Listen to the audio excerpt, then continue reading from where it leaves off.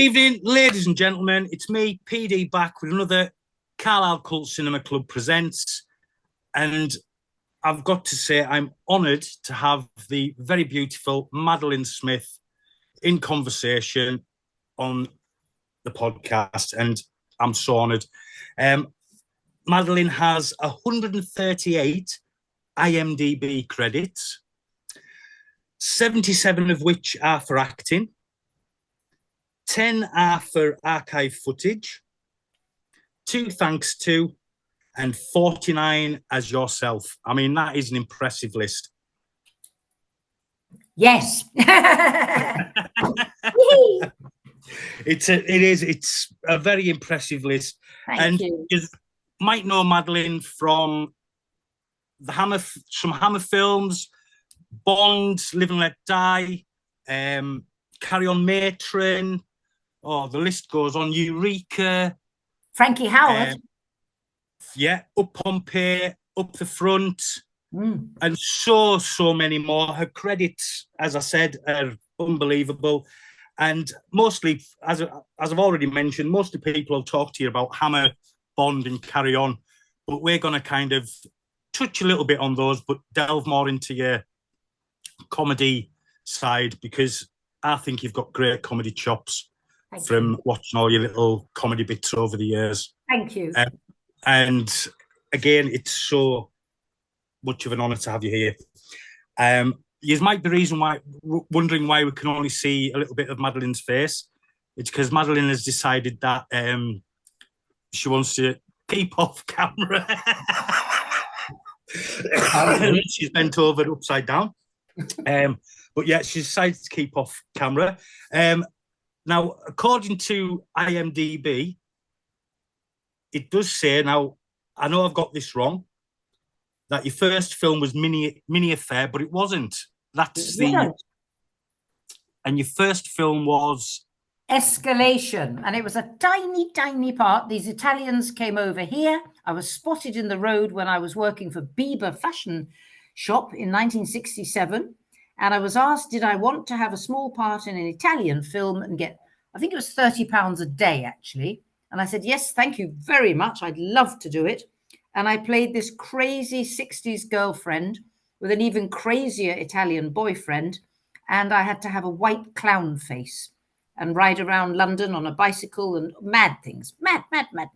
And we went to a club, and I think it was the Wheels on Fire guy.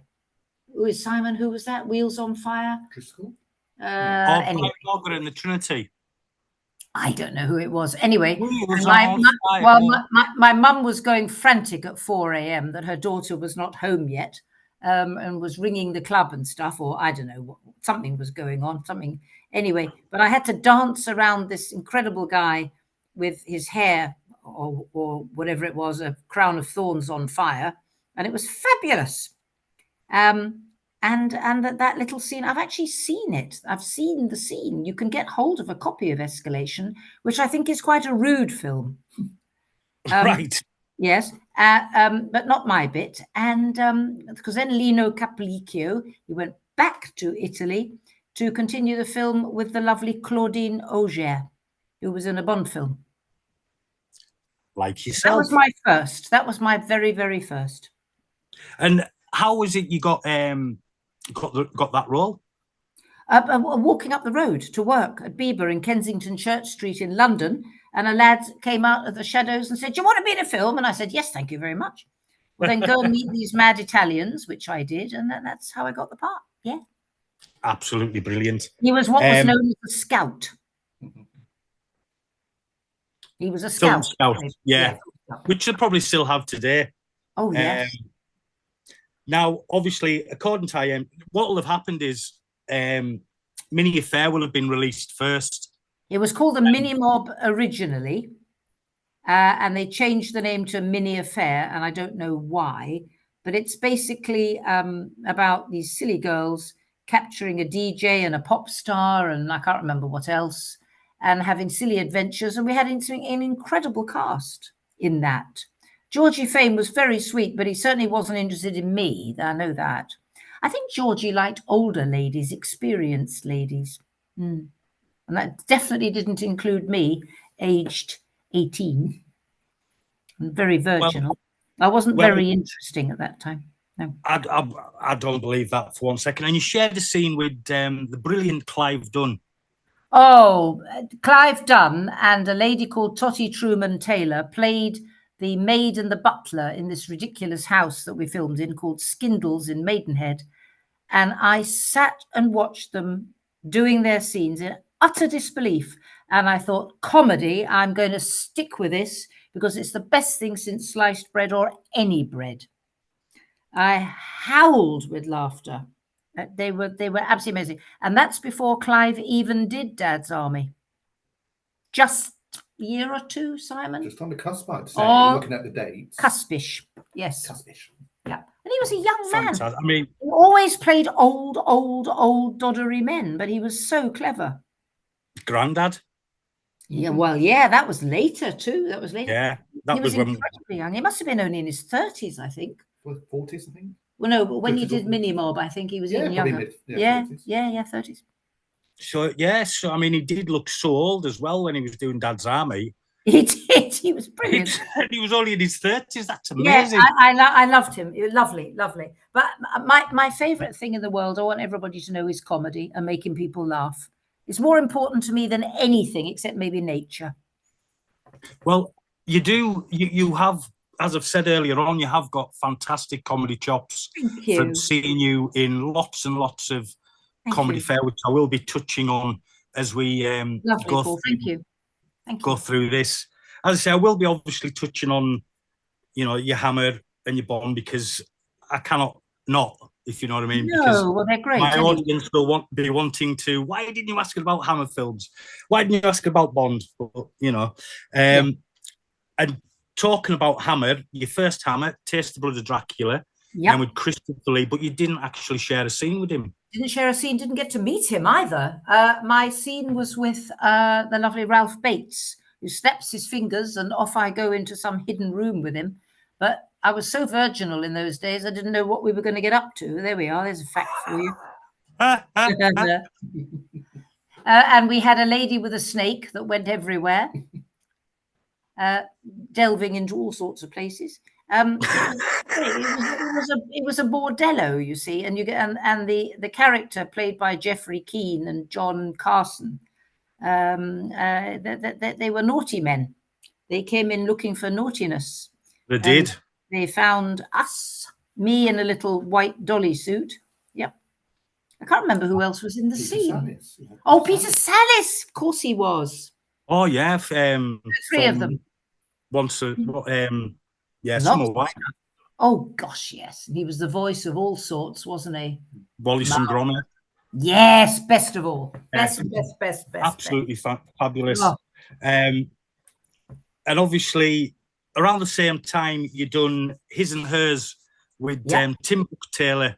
I did. Who, again, very funny man. Dear soul. And a wonderful actor called Ronald Lewis, who was quite famous as a film actor, and the dear Sue Lloyd, who I think later was in Contacts. Was it Contacts? Is that what it was called? Sort of lunchtime show with Noel Gordon. Anyway, I'm not sure about that, but anyway, she was lovely. It was a lovely cast. We made that in Yorkshire television, and after doing some sketches with Bernard Cribbins in a show called Cribbins, that was my first sort of meaty part. I mean, working with Bernard Cribbins must have been absolutely wonderful. Wonderful. Mostly, I mean, I played a character called Dolly, who didn't have a brain. And then there was another nice lady called Laura, who had rather large bosoms. So she was there for bosoms, and I was there for stupidity. And it was nice because we were both foils for Bernard. And Patrick Cargill was in it, and I can't remember, a wonderful actress called Carmel McSharry, wonderful actress, played his wife in lots of sketches. It was brilliant, and we rehearsed in a boat club next to Thames Television, and I was just in awe. I just sat there enthralled and learnt a lot. Mostly from keeping quiet, actually, because I don't do a lot. I mean, obviously, for my age and my generation, Bernard Cribbins will always be the storyteller on Jack and Ori. Well, he was. And he was fantastic in that, doing He that. was. He was. He was. I still think of him as being alive. He lived to quite a great age. He did. He was a very modest, very quiet, dear soul, actually, devoted to his wife. Actually a lot of those actors were and are completely devoted to their wives. Arthur Lowe was. Arthur Lowe wouldn't go into the theatre unless his wife was in the show with him. Can't remember her name. Was it Joyce? I can't remember her name. But I don't know. No, don't worry with that. But Arthur used to love to do telly and then nip off and do a lot of theatre. He loved theatre. And then obviously around the same time again, you've done another Hammer film. I did. The brilliantly and very sexy Vampire Lovers. Yes, quite. I didn't know that it was going to be sexy. I hadn't been informed, but things hung around, if you know what I mean. And I was told it was only going to be for the Japanese version, so that was okay. And that was a fib, actually. But anyway, there we are. And Ingrid Pitt bared all, so I wasn't that inhibited.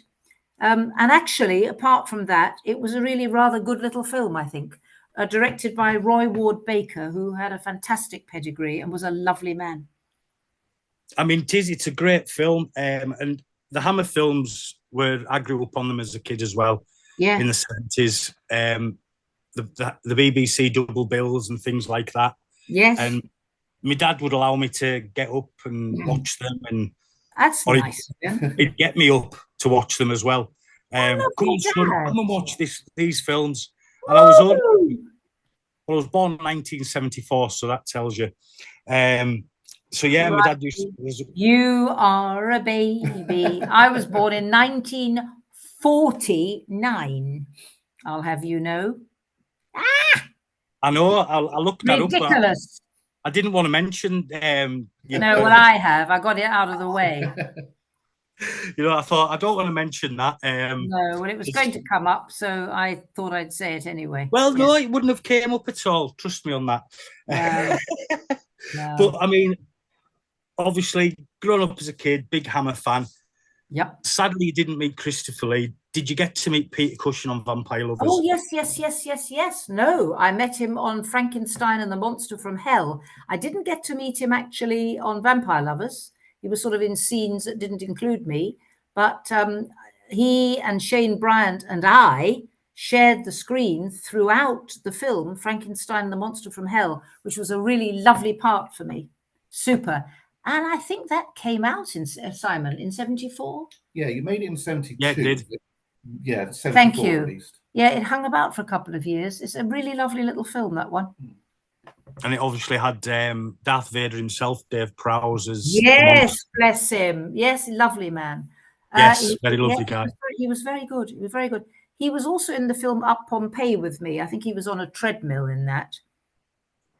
This was before he became incredibly famous. Yes, quite. We've all got a past, Paul. We have. We all have to start somewhere. Yes. And sticking with the Show My Heroes, you also worked with Vincent Price. Oh, my favourite. Of those horror films, easily my favourite. He was wonderful, funny and clever and kind and one of the boys. And he fell in love with Coral Brown on the film. Yep, he did. And they got married as well. I think the following year. Yeah, it was amazing. Now, he was lovely. And I think it's a very funny film. I think it is. Theatre of Blood is a comedy, really. Clever humour. Very clever, isn't it, Simon? Very clever lines, and it's wonderful. Directed by Douglas Hickox at great speed and all on location. And his son, Douglas Hickox's son, became a great director as well. Really? What's his name? Anthony. Wow. He done a lot in the 80s. He done Waxwork. Oh, wow. Sundown Vampire in Retreat. Gosh. So he's still at it. He's a young man still. Well, I don't know what he's made recently. These were back in the kind of 90s and 80s. So, which is nice that his son took up the. Certainly is. He was a very nice man. He was a very nice man, Douglas Hickox. Very nice man. It was a very happy film. Tiring, because we were at it until it was pitch black every day from dawn, but it was lovely. Mostly graveyards. Mostly graveyards. Kensal Green, for anybody that's interested. There we Kensal go. Green. Yeah. And that's sort of not that far from Hammersmith, is it? Kensal Green? Sort of? I think so, yeah. Yeah. Sort of central London. Creepy. And also, we're going to talk a little bit about Bond, but according to IMDb, your first involvement with Bond was at the premiere of Goldfinger, or is that complete and utter malarkey?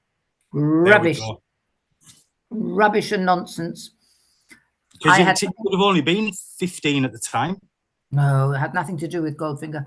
No, my very first rubbings, as it were, with dear Rog, was The Persuaders, which he directed that episode, and I think as a result, I got, without auditioning, I got that little part, that tiny part in Live and Let Die. Roger Lewis's first Bond film. Yeah, I almost opened the film, not quite, but it's the establishing scene, isn't it? It's the establishing scene. Yeah, exactly. And M and Moneypenny come in, and I'm in bed with him, and then that funny little scene with the zip and the cupboard and everything is lovely. It's like a Brian Rick's farce. Yeah, it is. It's music hall. It is exactly as Simon says. It's a farce. It's a darling little comedy scene at the beginning of the film. It's quite a comedic film altogether, actually. A lot of humour, and I think that's what makes it so good. Well, that's what Moore brought to the role, isn't it? More. Yeah, not only him, but I mean a lot of it. You know, the gum chewing sheriff or whatever he's chewing. That kind of humour. Yeah. Ah, right. He'd done Diamonds Are Forever with Sean, and decided that humour was the way to go into the 70s to make Bond more relevant. They thought, let's not make him this stuffy guy in a tuxedo, this blunt instrument. Let's just make it fun. There you have it from Simon. I didn't know any of that. Well, there you are. Anyway, it was. I think I do enjoy a Bond film as well. Oh, great! Well, the music is fantastic. Yes. Oh. So I've got to ask, since you have been in a Bond, you are classed as a, somebody in the know. Your favourite Bond? I think the one that I would have gone for and gone to bed with, if offered, would have been Pierce Brosnan. Right. He's the most attractive. For me, he's the most attractive. Simon's shocked by me. No, I'm agreeing with you. Yes, we both would have done. But Roger was such a darling and also an incredibly attractive man. They're my favourites. Maybe Sean is people's favourite for the right characterization. Maybe I don't know. That's to be argued. I mean that depends on what you like, really. Well, this is it. Sean was a very fine Bond. I guess he was more Fleming's Bond, wasn't he? He was more Fleming. I absolutely agree with you. Well, we done a Bond episode a couple of years ago now, and we had a vote. And our favourite Bond, believe it or not, was Timothy Dalton. Really? Okay. Well, I'd seen him not many years previously playing Henry V in the Roundhouse in London, and he was a very good Shakespearean actor. And suddenly there he was, a Bond. And he was a very good Bond. Excellent. It was a shame he only got 2. See that? What, darling? It was a shame he only got 2. 2 what? Bonds. Oh, well. He only done License to Kill. Oh, sorry that he only got 2. I don't know why. Maybe he didn't want to do more. Maybe they didn't like him. I don't know anything about it. It was actually a right. I think it was to do with the gap. Oh. Basically, I think it was something to do with MGM were being bought out, and they were trying to sell the television rights underpriced. And Albert Broccoli just said, "No, you can't do that." Took him to court, and that's why there was such a long gap. Oh. But when they finally resolved it in 1993, Albert Broccoli did actually say to Timothy Dalton, look, we'd love to have you back. Your contract's expired, but if you want to do a third, I'd love you to do it. But he decided it was too long a gap and let somebody else take on the baton. Right. That's interesting. I didn't know any of that. So he would have been in Goldeneye then. So I think originally they were going to do The Property of a Lady. Right. But quite possibly he would have been in Goldeneye if he'd have said yeah. So I think that script by Jeffrey France, who did the first draft, was in 93. So yeah, you're right. It could have been. Good gracious me! I didn't know any of this. And the little lady Caroline Bliss would have been Bunnypenny again then. I suppose they would have asked her again, to bring the team back. Good heavens! Right, okay, Paul. Well, we know more than we did now. That's right. That's right. I mean, so, you are a fantastic part of Bond history with being Moore's first Bond girl as well. Thank you. We have to bow down to that. I loved it. Well. I loved it. Loved it. Such fun. Superb. And as I say, we're going to talk about some of your comedy bits, which we've touched a little bit on. But you really did work with the best of British, as we mentioned earlier on, up Pompeii and up the front. Yes. With the Frankie Howard. Wonderful Frankie Howard. I did many things with him, lots of commercials, a stage play, radio, voiceovers, and those. There was more as well, I'm sure. But I did Up the Front and Up Pompeii with him. I was unavailable, unfortunately, for Up the Chastity Belt. So lovely Anne Aston stepped into my shoes. Oh, that was a shame. Oh, she's a darling, so I didn't mind. No, I know, but it's a shame that you couldn't do it, so you were in Yes, it was. It was a shame. Really was, yeah. And Doctors at Large, you've done 5 episodes in that. Right. With Barry Evans. That was television. And that was London Weekend Television. It doesn't exist anymore. And that was starred Barry Evans as the young doctor. And Arthur Lowe played my dad. 5 episodes. He played a curmudgeonly GP. Very, very funny. He was good at being a curmudgeon. And I played his sulky daughter, Samantha. And I loved it because I had lots of nice stuff to do, actually. It was good. They gave me a lovely meaty role. I think of all the television that I did, that was the most satisfying for me because I played a real girl. I wasn't a foil or anything. I played a real sulky little bitch, in love with Barry Evans and sulking my head off. That was great. I loved it. And Barry Evans just seemed to kind of disappear. I mean, the last thing I can remember was the adventure films. Yes. Which he'd done, I think, the first 2 and not the third one. But yeah, he did. I think he disappeared. I don't want to try and be the all-seeing eye, but I had the feeling, even at the time, that he suffered from some kind of repressed depression of some kind, just from the way that he spoke and the way that he was. He didn't seem a particularly happy bunny. I think he was very serious person.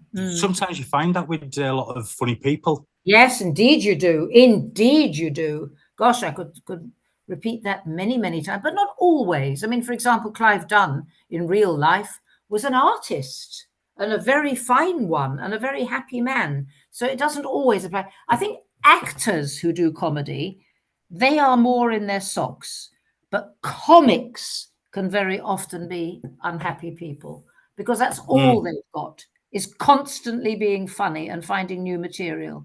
And it's very wearing, whereas an actor can go off and do other stuff as well. Yeah, you're right there. And you've done 8 magnificent episodes of the Two Ronnies.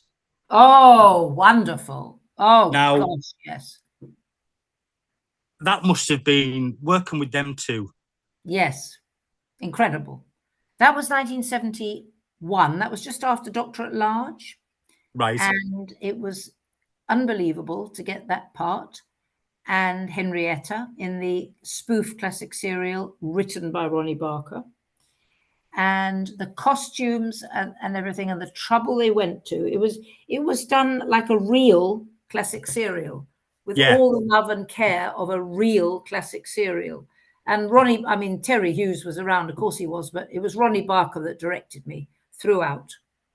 Wonderful. So it was done all on film for over 2 weeks. And then we came into the studio I think it was Saturday night, and it might have been Sunday, and did it in front of a live audience. And they played in the film. And then we always did a scene in front of the live audience to get the laughter. Yeah. And for them to meet us, basically, which I always adored. And Ronnie Barker recorded my silly little squeaky voice because it was meant to be my diary, and I was meant to be recollecting all this total nonsense. I had a tiny little voice like that.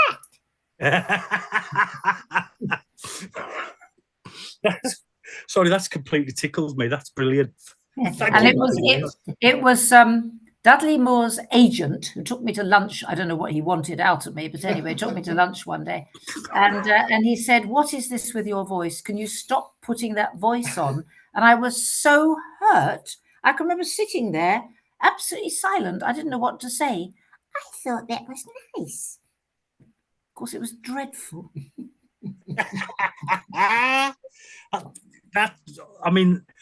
I can't thank you enough coming on the show, and the stories you're telling me are absolutely wonderful, and I hope everybody enjoys them. Now, because you worked for the Two Ronnies, I've got to ask, how comes Morecambe and Wise never happened? Was it because you were off limits because you'd done work for the Two Ronnies? No, sweetheart, it never came up. But I did work with Eric Morecambe massively in a lovely little film called The Passionate Pilgrim, voiced by John Le Mesurier, and my potential lover, who comes riding in on a horse, Tom Baker. And Eric Morecambe has kept me a prisoner in this terrible place, castle, which was actually Hever Castle in Kent. And it's a sweet little film, made sort of privately, but you can get a copy of it. And I absolutely fell for Eric Morecambe. It was wonderful. What an experience. And that, I could imagine. I think that was 1983, not long before he died. 4 somewhere. You know when it was, don't you? Simon knows. Well, I know he died in 84. So I think it was not. It wasn't long before, was it? That, no, it wasn't long before. He didn't look well in the film. I know that. No, bless him. He didn't. And he pushed himself so hard. And Tom Baker used to have him sitting up all night telling stories because he fell in love with him, really, you know. So he was wonderful. No, he didn't. He worked himself too hard. Yes, that's what they always say. He killed himself with overworking. Wonderful. And he couldn't stop working. Wonderful man, couldn't stop. I adored him. Wasn't I lucky? God.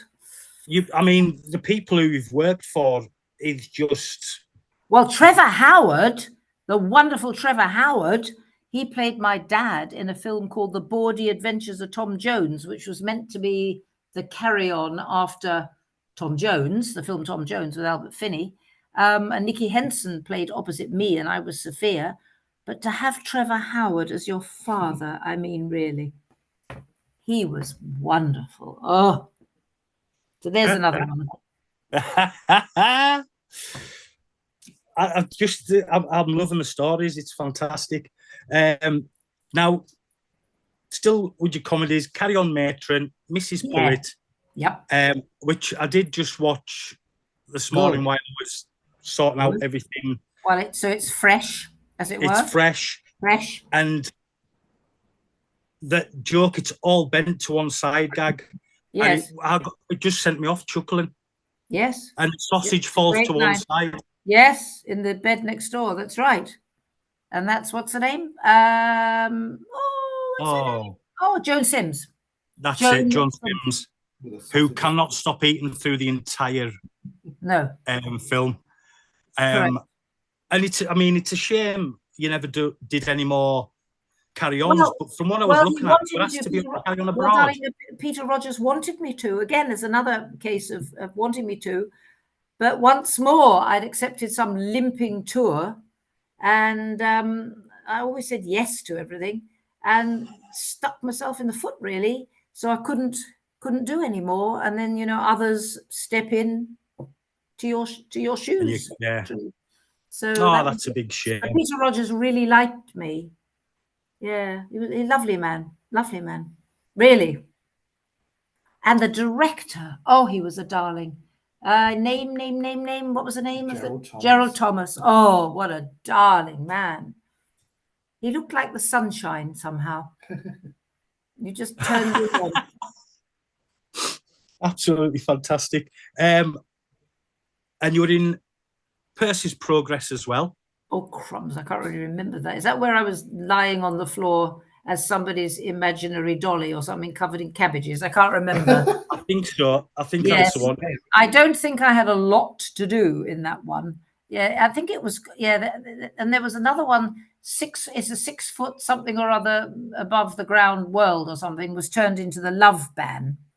And that's another one. I think one had Howell Bennett in it and the other had lovely Lee Lawson. They were sort of part of a team of films, weren't they? I've just recently watched Hugh Bennett in The Bill as a serial killer serial killer. And he was excellent in it. He's a marvellous actor. Yeah. Wonderful actor. Shelley. Yeah. Excellent. I think he just died quietly, didn't he? I don't know of what.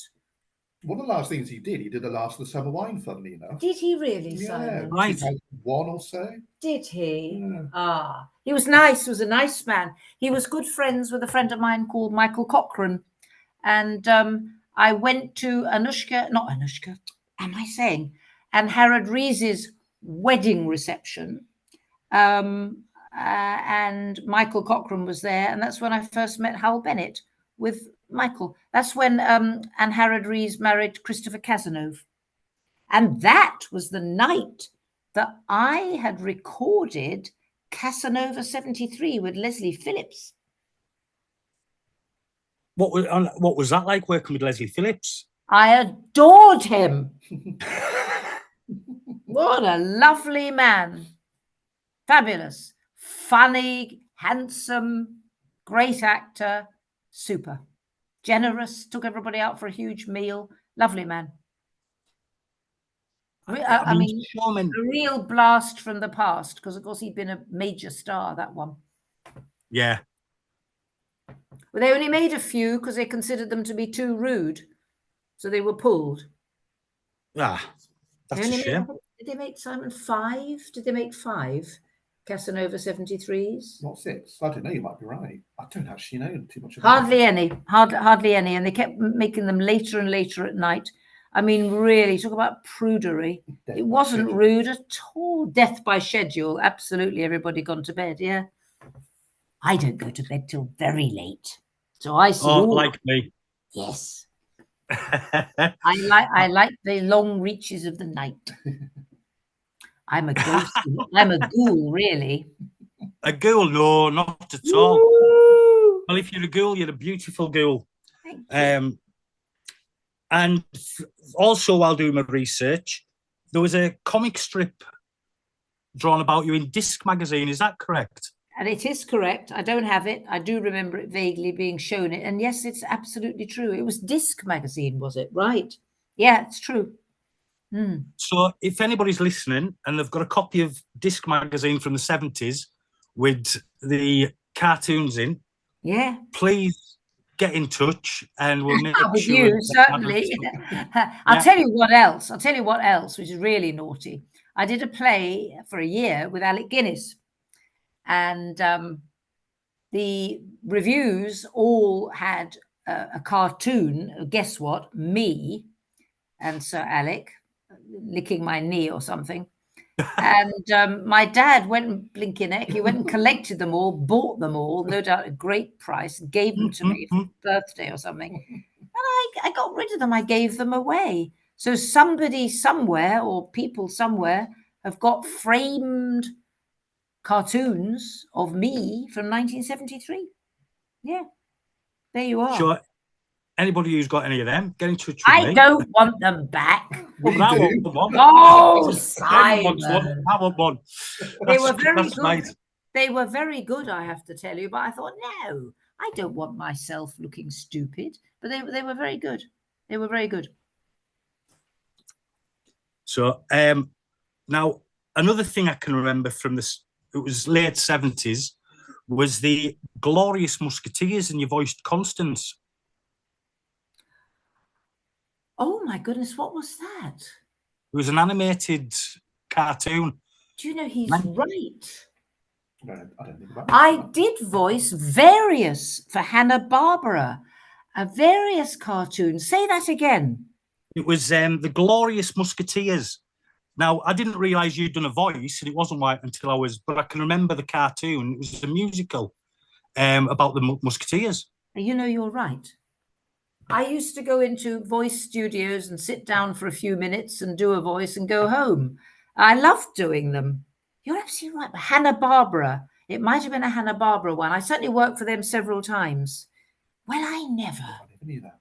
I was a raspberry or a strawberry with Miriam Margolyes for Prize Guys yogurt.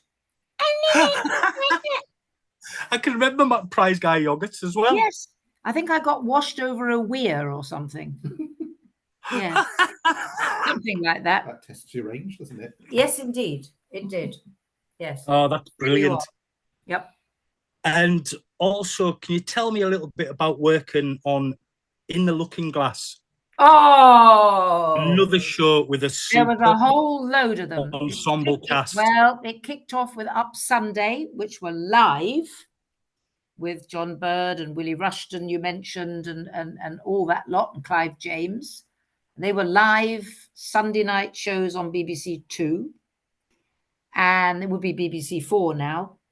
And we had Max Wall in one. We had Peter Sellers. And those led to In the Looking Glass and the end of the Pier Show. And the music was written by Carl Davis, and they were a series of brilliantly written themed sketches with John Fortune, and I had to sing in it lots. I loved it. And it was all done with, it had another name in those days, green screen or blue screen. With all imaginary stuff. This was the very, very early days. The BBC actually spending some money. What? And we did those in a proper studio. But the Up Sunday was done in the weather studio next to the security man at the top of the BBC. So I'd climb all the stairs. There was that, and so I got made up in the weather person's chair.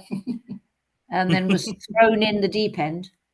Great fun. I loved all of them. I love satire.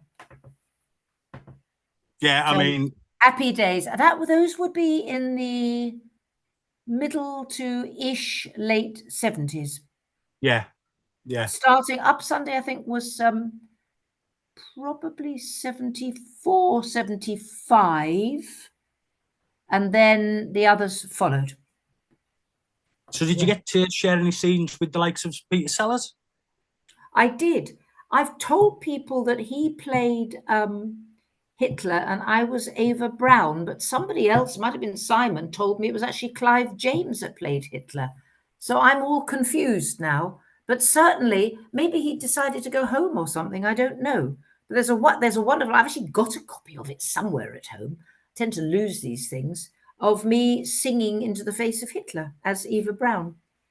Yeah. Well, Hitler deserved to be sung at. Yeah, quite. Nastily. Anyway, I loved all of that. Loved it. And also, I mean, in the 70s as well, you done a few episodes of Call My Bluff, which will just be... I did. I don't think the director liked me very much. I think he thought I was squeaky voiced and sending myself up. I'm not sure he really cared for me, but he used me a few times. Yeah. One we did in Manchester and then one or two others in London, but I definitely wasn't the fave on that. I still got you back a few times. And you've done an episode of... They were all lovely. Celebrity Squares, that was Simon. Celebrity Squares was, who was that? It was Bob Monkhouse Bob hosting. Monkhouse. And your episodes was, you had Kenneth Connor, Michelle Dotrice, Charlie Drake, Roy Hood, John Inman, Barbara Kelly, and Willie Rushton. Amazing. Did you do Blankety Blank? Great. I did Blankety Blank as well. Yeah. I actually did something with Kenneth Connor called On the House for Yorkshire Television, where I starred in an episode of a series about naughty builders. And Ken Connor and I had loads to do in it. He was wonderful. I utterly adored him. I think Ken Connor was woefully underestimated. Simon agrees with me. I think he was a genius. I do as well. Thank you, Paul. I think he rates. I think he rates with Arthur Lowe. Actually, I think he's one of the greats. Look at stuff like What a Carve Up with Sid James and things like that. Yes, brilliant. Yes. 100% agree with you. And working with him on this On the House episode, which you can find, it's obtainable, was magic. I've just remembered the name of the director. His name was David Mallet, and he had directed some of the episodes of His and Hers. Just remembered his name, David Mallet. Your memory is absolutely fantastic. Oh, bless you. Funnily enough, because Simon and I have had such fun, I'm quite on song today. Sometimes I can go, and you'd have had a lot like me then. Bit like me then. Also, you've done the most complicated game show in the world. Oh, Arg. Planet Arg. No, I'm going to get to that one. 3, 2, 1. Oh gosh, yes, I think I did that a few times.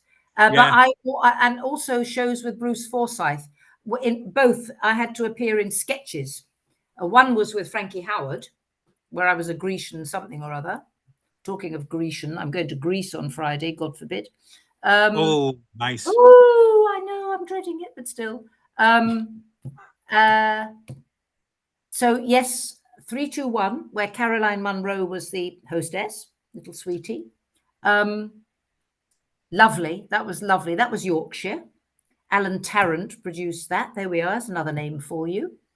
And the other one you mentioned, Paul, was oh, well, I was going to get to Bruce the Forsyth. adventure game. Oh, I mentioned the Bruce Forsyth. I did quite a lot with Bruce Forsyth, who again was a lovely man, very dedicated and very professional and very serious. And I used to appear in Tarzan sketches and all sorts of sillinesses. Fun. But Bruce Forsyth, again, he was just, you know, a lovely proper presenting legend. He was. He was, as I said just now, he was very serious about his craft. He cared deeply about it, and justifiable that he should have had that reputation. He was amazing, really. And he was right.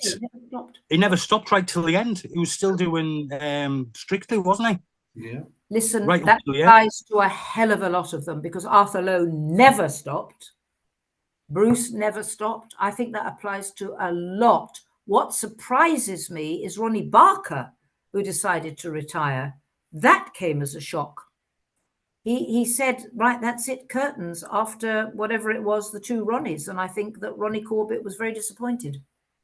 I think it was a lot to do with the changing face of comedy. Could be. But he could have gone into more acting. Ronnie Barker was a fantastic actor. He sort of had enough. He just drew the curtains on it, really. I think he just had enough. Well, look, when he came back as Churchill's butler, how good was that? Oh, yes. Is that The Gathering Storm? Absolutely agree. I can't remember which film it was, but yeah, it was fantastic. Gathering Storm, said Simon. I think. Gathering Storm. Yeah. Oh, yeah. I remember that. Who was playing Churchill in that one? Who was Churchill? Was it Albert Finney? I might be wrong. I can't remember. I think you might be wrong. No, I don't know for sure. No, I wouldn't swear to that. No. But as you brought up, What did you Madeline say? brought up the other brilliant game show that was very hard to play, Adventure Game. Oh, terrible. I was blown to bits. With a lovely actor, and I can't remember his name. David. He was so nice. David. I don't know. I think he was Chinese. David Yip? Yes, David Yip. David Yip. Chinese detective. What a lovely man. Oh, it was Albert Finney. It was Albert Finney. It was Albert Finney. There we go, fact fans. Well done. No, yeah, I love the Adventure Game.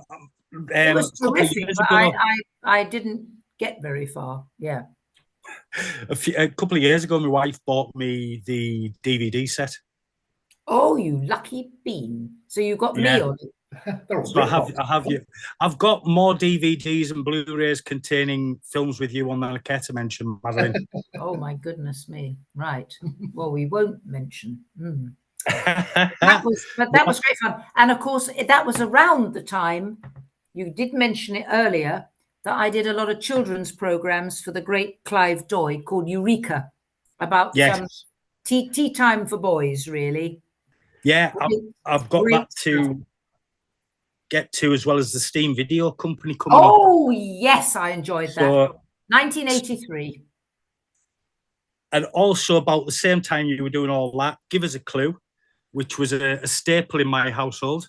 Well, I am still, believe it or not, and completely coincidental, great friends with a man who used to direct and produce them. Lovely man called David Clark. And he's such a sunny, sort of lovely capering kind of a guy. He still is.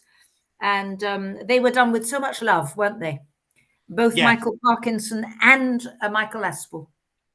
Lovely. I adored doing those. It's party time. Party time. Exactly. And it used to be on when we'd come home from school on an afternoon. Yeah. And, you know, there was no kids' TV on an afternoon then. We had Give Us a Clue or Crown Court, which you also appeared in. I did. It's where I met my partner, David Buck, whom I eventually married. Yeah. On that. That was a good program, Crown Court, actually. It was. And they got some fantastic actors to do it. Oh, good stuff. Quite compelling, dramatic. It was supernatural in places. Yeah. Absolutely. Had one woman on trial for being a witch. I think. The scripts were great. They were all loosely based on real life stories, but they had to take some of it out. And mine was too close to the edge, and they had to recast with me. So I missed a day's rehearsal, which, with that amount of lines to learn, was not easy. So I missed the Monday. But you obviously pulled it off because they had you back for multiple episodes. What, darling? Not of Crown Court. No. I was only in one. Only in one. Right. According to IMDb, it says 3. They're wrong. There we go. IMDb wrong again. Wrong. I only did the one where I met David. There we go. And you met your lovely husband, which is... I don't know that he was always lovely, but I did love him. Yes. And I mean, you've done that many 70s and 80s panel shows. It must have been so funny. I mean, I bet you there was outtakes were funnier. And I'm guessing that the comedians sometimes... Well, they're not all outtakes, because when I did the Two Ronnies, my bosom fell out of its frock. And I knew that Ronnie Barker would have taken my head off. So I didn't say anything. So that's there forever. And that's the worst outtake. That's actually an intake. There you are. Oh, no. Oh, yes. That's got to be the worst thing that could ever happen to wasn't a good. woman. It wasn't good, but there we are. It's because I was so corseted and sitting tightly between these two rogues, and my dress was so that they popped out. Well, one did, yeah. Enough of that. We'll move on. Yes, let's move on about that. Now, briefly going back to Hammer, you're one of the beautiful ladies who helped coin the phrase hammer glamour. Yes. How did you feel about the term at the time? Oh, I don't mind that now. I don't mind it then. Actually, it's been coined since, really. And there's a book that I'm on the cover, which is fabulous. Yeah. I don't mind all that. I'm very happy to be considered glamour knickers. No, I'm very happy. No, I'm fine with that. I don't mind things like that at all. No, it's fun. It's all fun and frivolity. As my darling friend Caroline Munro said, it's all smoke and mirrors anyway. Yeah, well, that's it. That's it. And I must admit, growing up with the Hammer films, as I was saying, I had a massive crush on you as well. Oh, Paul, thank you. You Hammer ladies were my first crushes growing up. Oh, thank you.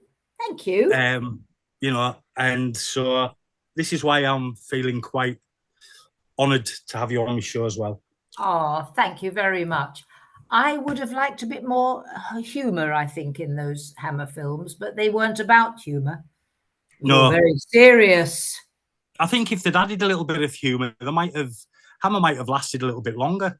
Well, I personally think so. They tried, didn't they, with Sister Hyde, but by that point, no one was interested. Yeah, that's it. It's too late, sadly. Nobody got it, I think. As you say, because Hammer was so known for taking them seriously, being gothic fairy tales, they tried to get a bit wry, a bit black humour, with the horror still there. And I think the audience thought, no, this is not what we're used to. They just sadly didn't want to go with it. That's interesting. Very interesting. Mind you, the biggest grossing Hammer film was on the buses. It was. It was. It was when they pinched things off of the telly. You're absolutely right. That kept them going for a bit. They've done 3 of those. Was it 3? They did 3. Yeah. Yee! That's a lot on the buses. 3 on the buses movies. Was it? Whoa. On the buses, Holiday on the Buses, and Mutiny. Simon said they nearly did a 4th. They were nearly going to do Still on the Buses, but I think by that point, that was when Michael Carreras took over, and Bernard Delfont, James Carreras had been promised a 6-film deal. But when Michael took over, Bernard Delfont said, he was head of EMI, he said, I made the deal with your dad, not you, and shut the door on him. That's a bit... Yeah. Hence why I went to Hong Kong for 7 Golden Vampires, just another avenue for finance. I love that film, 7 Golden Vampires, but it gets slated. I think it's great fun. It's a boy's own adventure, lots of excitement and daring do. Oh, that's fun. Hopping Chinese undead, so a bit of Chinese mythology in there. There's lots of fun. Lovely. Yeah, lots of fun to be had. I love a Kung Fu film as well, so it was ideal for me when I first... I think, Paul, they'd probably done On the Buses to death, really. Yeah. You know, you can have so much, can't you? I think that's one unmade Hammer film that nobody's sad. No, quite. A little bit like the Carryons. I'm glad they stopped the Carryons when they did. They needed to. Yeah. I mean, there's talk of them bringing it back, isn't there? No. That's never going to happen. No, it can't. They've all gone, those darling people. They were part and parcel of it. You can't revive that. They're all dead. Same with Hammer. They're supposedly bringing Hammer back. Well, I think... And Amicus. Yeah, I think... Well, I was saying to Simon, I always loved Amicus. Never worked for them, but I liked them. The one I did with Vincent Price was independent. By the way, that was not Hammer. No, I know Who that. was it actually? Who made it? I know it went under Harbour Production. No, it was that Amicus. It was an American producers, wasn't it? Theatre of Blood. I think so, but I couldn't say who. I knew it wasn't Hammer, but I couldn't. No. I've got the film on Blu-ray and DVD, but I can't think who the production company was. Well, very different anyway. Very different. That's it. So obviously, I do see photos popping up on Facebook because I follow your page on Facebook, and I have sent you a friend request before we did our interview as well, but you've not accepted yet. Well, it's because I'm too stupid. I have to fight for things and reel things in or whatever. I don't know. I miss most things, don't I? I honestly do. I'm sorry. It's not deliberate, that's for sure. No, it's all right. Anyway, I'm delighted to do the interview. So, do Do you look forward to meeting up with the other girls? Like some Caroline Munro? Oh, Caroline and I see each other loads, don't we? Mm. Oh, they're all lovely. Yeah, people like Linda Hayden, well, used to be Ingrid Pitt, of course. Used to see her a lot. Yeah. Judy Matheson, Pauline Peart, Martine Bezic. They're all delightful. I mean, I didn't necessarily work with all of them. I didn't work with Judy or Martine, but I knew Caroline when we were both models. I modelled for about 18 months with an agency called Lucy Clayton, which I loved. I loved being a model. That would be from 1968 to sort of halfway through 1969. Well, I mean, there's so many modelling shots still out there of you all over the internet and Google. You know what I mean? You Google your name and God, there's so many pictures pop up. And now we're into the 80s, and I've got to ask you about the Steam Video Company. Oh, I loved it. Sure. I loved it. It was a sort of, it came all on its own. They never made any more. And it had the wonderful Barry Cryer in it, Jimmy Mulville, who now runs most of television, doesn't he, Simon? Didn't he form Hat-Trick Productions? Yes, he did. And I think he's still there. I don't know what he looks like now or anything, but he was a little red-haired boy then. That's right. Wonderful Anna Dawson. I don't know if she's still with us. And Bill Franklin. And I'm very good friends with his daughter, Sabina Franklin. He was nice. Oh, and Bob Todd. The wonderful Bob Todd, unique talent. He used to work with Benny Hill all the time. Yes, that's right. Yes. No, it was great. It was great, great fun. I loved it. I thought it was terrific. So that was comedy. And that was sort of autumn, I think. 84-ish? No, 83, darling. We made it in 83. I don't know when it came out, but we made it in 83. Yeah. Thames Television. Because all the dates I see is when it came out.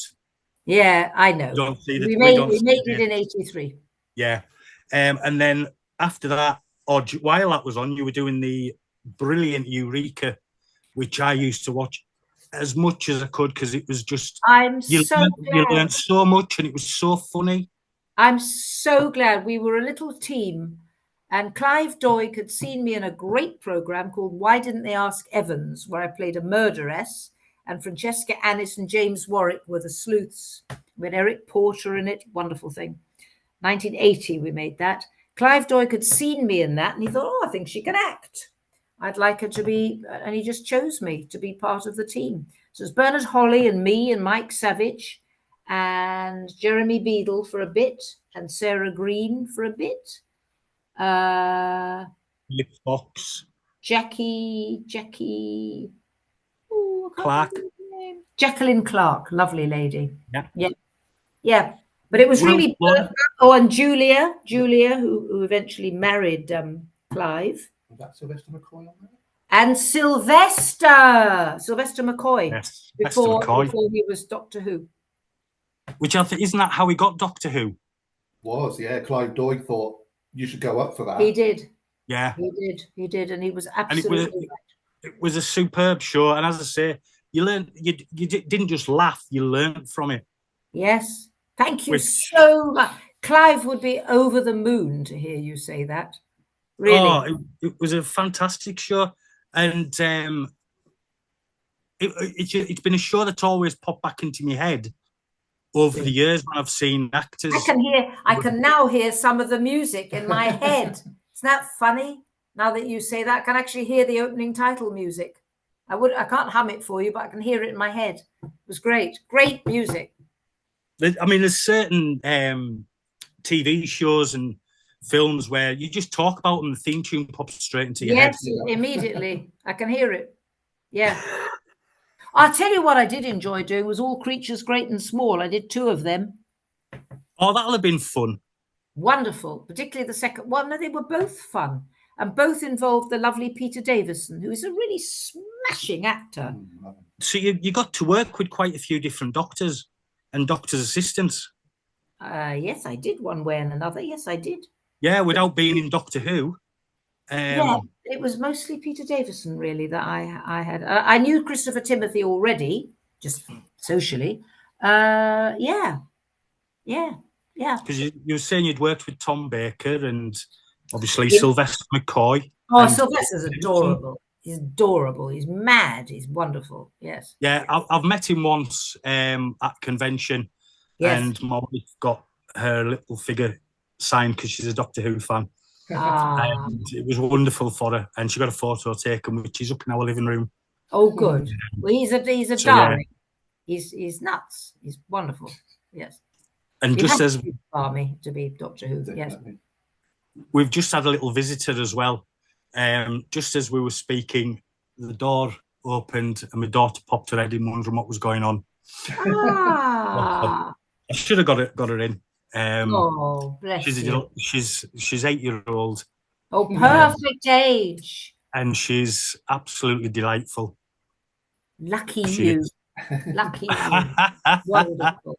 Really. She's considering what she's been through, she's an absolute delight. Oh, well, I hope that whatever she's been through, I hope she's out the other side now and loving her daddy. Sadly, no. She's got cerebral palsy, but just minor. But she can obviously cope and enjoy her life. Good girl. Well, I love her for that. I love her for that. That's great. Well, she enjoys life you are so the much. most loving father in the world, I can believe. I try to be. I know you do. She doesn't want for anything. Humor and laughter all the way. That's the important thing. She does like to laugh. Good. Sometimes I've got to say the most inappropriate things. Yes, I'm sure. She'll go far with that attitude. I'm sure. Yeah, she discovered South Park on YouTube. Oh no. Whoops. No. So, and we also don't believe in, a bit like I was, don't believe in censorship. So let her see it. And let her see it. Let her see how the world is and how things are. Yes, you know what I mean? Especially because, you know, of her condition. Yes. People, as she grows older, will take the mick, and we've told her to just enjoy pinch of salt. Exactly. Yeah. Go with it. Yeah. Go with it. Always. Exactly. And also, she's got ginger hair. Oh my God! So she's got the lot. Bless her heart. Yeah. She's going to be a stand-up comic, is what she's going to be. Well, she's said. Do you know something? She's said that herself. Good. Because she comes in and cracks jokes to us, and she's always trying to make us laugh. Well, and she's a little dear. I should have got her in when she popped in. What's her name? Her name is Emily. My daughter is Emily. My daughter's Emily. There we go. Great name. It is. Let's see if I can find a picture of her and show you. Because I'm sure. Let's have a look. No, that's a picture of Madeline. No, I don't want to see myself. So there we go. That's her in the radio station. I don't know if you can. Oh, it's not going to let us. Just about. Yeah, well, not. Wait a minute. Really. There we go. Oh yeah. Yes, just about, darling. Yes, just about. Could be better. Could do better. But we've got the idea. I can certainly see the hair. Yeah. Shining light. That was us sitting in the radio station a few weeks ago. I went in and she'd sat in there. And then after Eureka, you kind of stopped acting. I had a child and a dying husband. David Buck had brain tumours and I had a very tiny Emily. So it sort of ground to a halt. I'd also done an English degree, roughly that time. Well, I did the English degree, it finished in 82. So that's an excuse. So that was done and dusted. But then I had a very small child, tiny child, and a dying David. So he died. I'm sorry to hear about that. That's all right, sweetheart. He smoked himself to death tragically. As he said to me, it got me. it got me, having always refused to admit it. So he died at the beginning of '89. So they were rough years, really. Yep. I can imagine. Well, I'm really pleased to hear that. Well, sweetheart, as we've agreed, it comes to us all, and that's why laughter all the way. Best medicine. Best medicine. It is. I find myself chirruping at myself at home. I do. When I do utterly ridiculous things, because I'm on my own now, because my next partner died after 30 years. So I find myself, you know, when I'm doing something particularly stupid, I find myself laughing at myself. And that's good. I take the mick out. I do the same. Simon does the same. I take the mick out myself because I can't walk and things constantly. I think you are adorable, may I say. It's been an absolute joy. Oh, yes, you are. Oh, yes, you are. Don't argue with Madeline. Don't argue with me. I can be very bossy. Well, thank you very much, Madeline. It's, you know, and we're nearly done, so I won't be keeping you too much longer. All right. Because you know, something I've really enjoyed this conversation. It's been brilliant. Oh, good. And you came after your break. You came back for an episode of Doctors. Was that your first? I did come back for an episode of Doctors, and if people want to offer me work now, I go and talk. That was fun, and if people enjoy listening to me, I do things for the adorable Talking Pictures television. I do their live shows now. I mean, they'll probably want to chuck me in the river after the next one, but I'm doing Monmouth for them. Caroline Munro and I are alternating in Monmouth. The people who run Talking Pictures television, they need golden awards and the sun to shine on them to the end of their days. What they've done with that channel, it's 24 hours of wonderful old films and telly. I'm always shrieking to people about it. It's incredible. And it's run by a father and his daughter. I'm dipping back into Wurzel Gummidge at the moment. Oh, I grew up with that. Oh, wonderful. Yeah, same here. Oh. First ever memory being 4 watching that. Oh, yes. I met John Pertwee as Wurzel Gummidge. It was lovely. Did you? Oh, God. Yeah, he came Nice man. Nice man. Oh, he was a lovely man. There's a photo of me and my brother with him in Silloth, which is a seaside town not far from us. Oh, wow. Oh, I'd love to see that. Oh, gosh, Simon says he'd like to see that. Oh, he was really dear man. I'll see if I can get it, but me and my parents aren't exactly friends at the moment. And right. Yeah. Well, when you're friendly again and cuddling again, then you can email a copy. I'll get the photo over to Simon. And I think Maggie Philbin was there as well, strangely. Ah, nice lady. And there was no Keith. Oh. Because it was at a time when they were still together. But I think it came out about Keith's drinking. I'm not sure. That's not unusual, the drinking among pros, I'm afraid. Yeah. No. There's a lot of boredom involved and hanging. I worked with Ian Hendry a couple of times, and his drinking was interesting. Wonderful Ian Hendry. There are stories, but I won't go into them now. Ian Hendry always comes across as a very much of a man's man. Yes, but he could be very gentle. Yeah, but he could be very gentle with women. He was very gentle and very, very nice with me. I played his secretary in Theatre of Blood. But that always shows a proper man. If you can, have the presence of a man's man, but he's a very gentle to the ladies. That's a proper man. He struck me as more fragile than Oliver Reed in that department. Oh, far more. But Oliver Reed was nice. I did a photo session with him for the Daily Mail. He was lovely, really nice.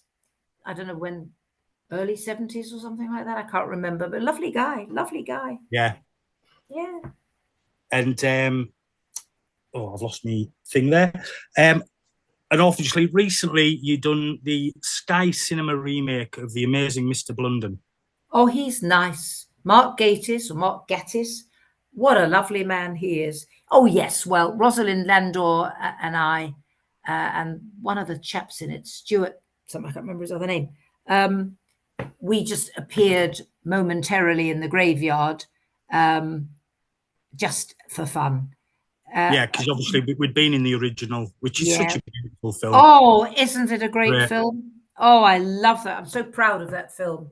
I adored being in it, and I adored Diana Dors. Simon had got you the poster recently.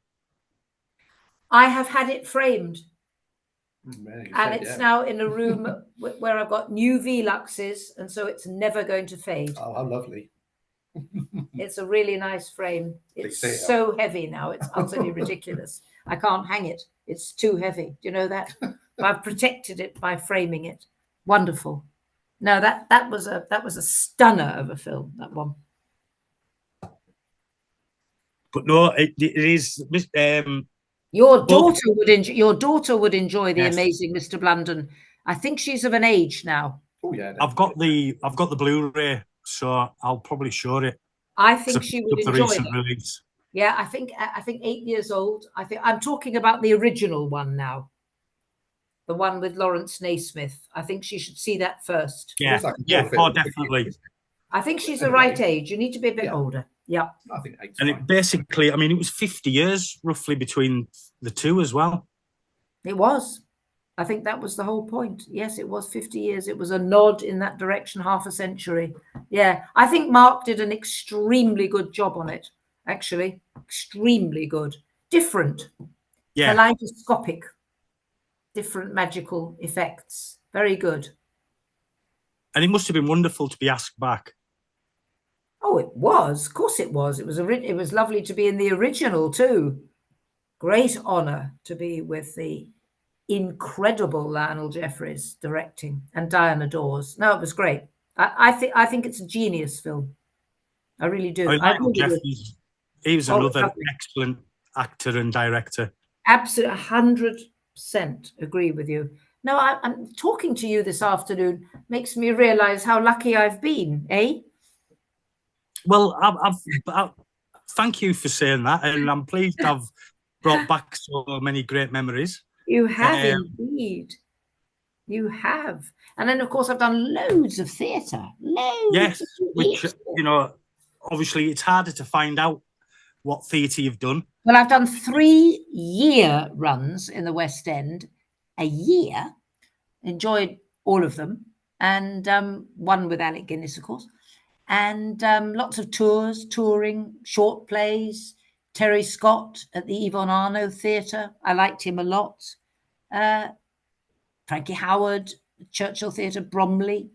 Yeah, lots. I like the theatre. I'd like to crawl back into the theatre. Well, I'm surprised that, you know, you've not got more people asking you to return to the stage and to the screen.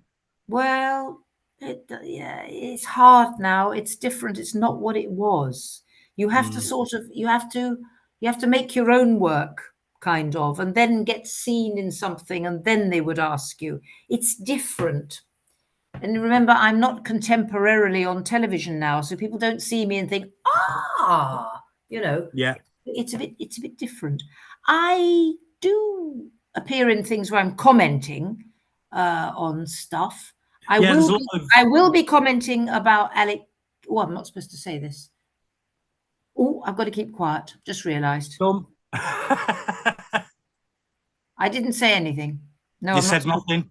I didn't say anything. Crumbs. Gosh, isn't it awful? Well, you can get so close to saying something. Yes. No, well, don't worry. You haven't. I didn't.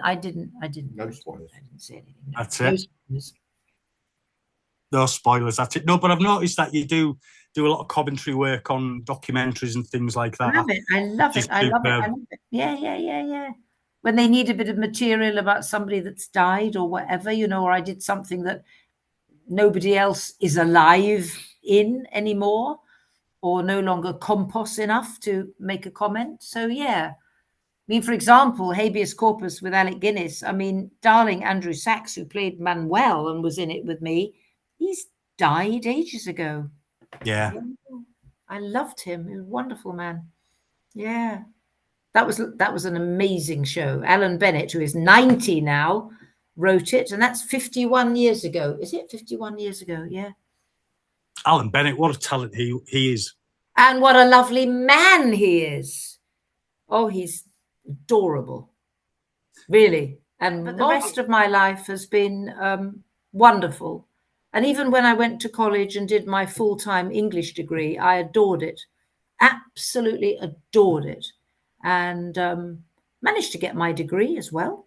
So, yeah, English. Excellent. I must admit, I've thoroughly enjoyed this interview. Thank you so much. Absolutely lovely. Thank you. Thank you, You are lovely. For setting it all up as well.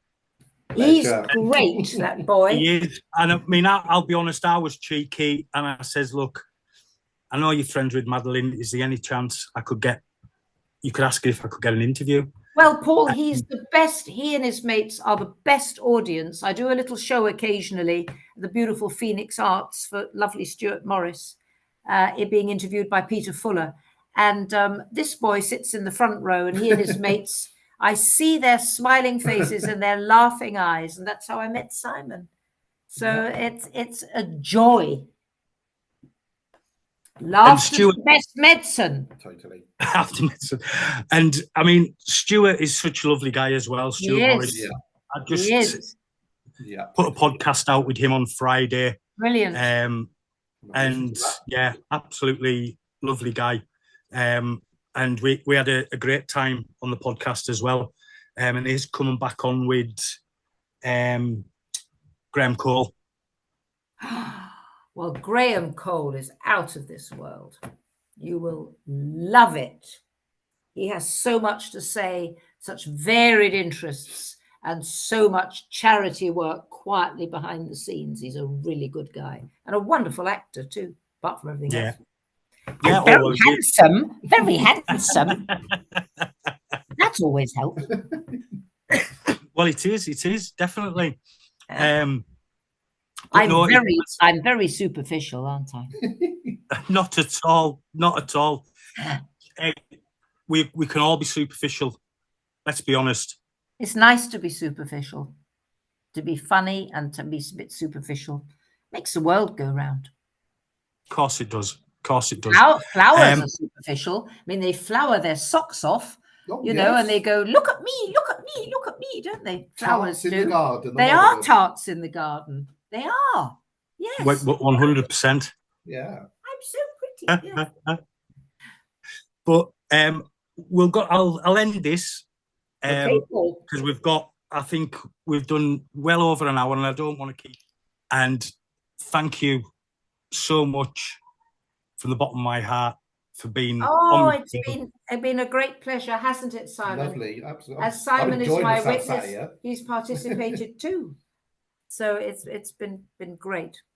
Thank you, Paul. I'll maybe have to organise something, if possible, with you and the other Hammer ladies, because I think that'd be an interesting conversation with you all. They love to chat. They're great. They're great. No, but I mean, Caroline is brilliant, and Martine, they're great. They're great. They've done loads. Yeah. Particularly Caroline, I think. Yeah. Oh, Caroline's in so many. Well, she's a sweetheart. Another Bond girl, of course. She's a sweetheart. Yes. She's a Bond. Not Hammer. Not Carryon. Though. No. Carryon tends to be a different department. Yeah. But no, thank you both for being here. Stick around once to sign off and we'll have a little chat. But I'll say goodbye. Thank you. I've been PD. That's been Madeline. That's been Simon. We've been the Carlisle Cult Cinema Cast Club presents even. I always get that wrong.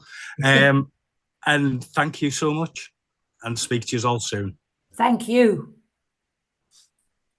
No, thank you.